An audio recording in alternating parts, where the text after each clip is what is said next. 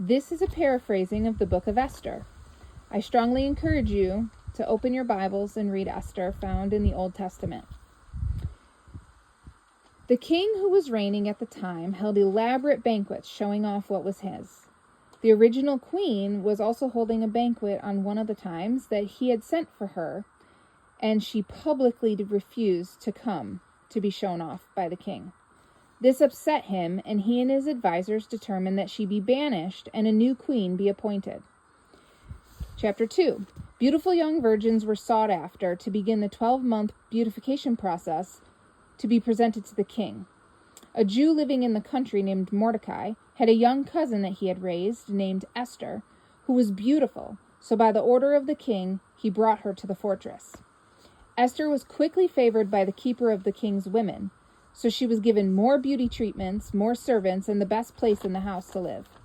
Mordecai told his cousin not to share their heritage, and each day he'd walk by the courtyard to learn what was going on with Esther. Sometime in the next year, Mordecai was promoted to palace official. When Esther was presented to the king, he delighted in her and placed the crown on her head, declaring her queen. Then he threw a banquet to celebrate. At one point, Mordecai overheard a planned assassination on the king. He gave that information to Queen Esther. Remember, he raised her.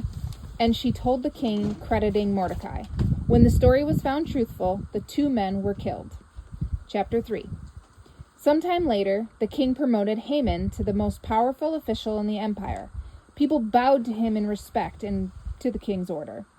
Everyone except Mordecai, that was, which caused people to question Mordecai. And when he still refused, they went to Haman and told Mordecai, who was a Jew, that refused to bow to him.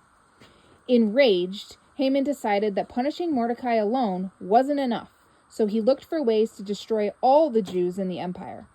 He cast lots to determine when was best to take action, and nearly a year later was chosen.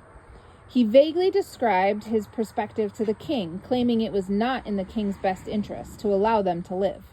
He then asked for a decree from the king for their deaths and offered silver in exchange.